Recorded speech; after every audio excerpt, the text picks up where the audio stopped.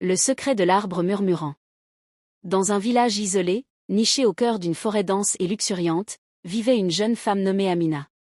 Le village, connu sous le nom de Kigali, était réputé pour sa tranquillité et son respect des traditions ancestrales.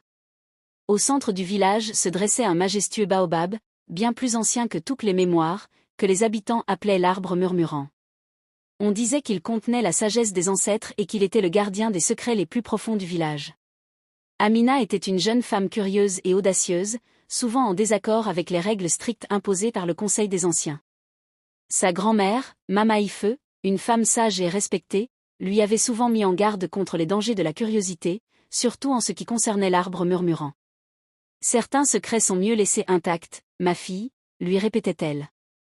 Mais Amina ne pouvait s'empêcher de ressentir une attraction étrange pour l'arbre. Des murmures indistincts semblaient en émaner les nuits de pleine lune, des sons que personne d'autre ne semblait entendre. Un jour, une sécheresse inattendue s'abattit sur Kigali. Les récoltes dépérissaient, les rivières s'asséchaient, et la famine menaçait. Le désespoir s'embarra du village. Les prières et les rituels ne semblaient avoir aucun effet. C'est alors que le chef du village, un homme austère et craint, annonça qu'il fallait un sacrifice pour apaiser les esprits de la terre. Le sacrifice devait être le plus pur et le plus innocent du village. Le choix tomba sur une jeune orpheline du nom de Nala, une enfant douce et joyeuse, aimée de tous. Amina fut horrifiée. Elle ne pouvait accepter cette cruauté. Les murmures de l'arbre murmurant devinrent plus insistants, comme si l'arbre lui-même la suppliait d'agir. Ignorant les avertissements de sa grand-mère et la colère du conseil, Amina décida de découvrir le véritable secret de l'arbre murmurant, convaincue que la solution à la sécheresse et au sort de Nala s'y trouvait.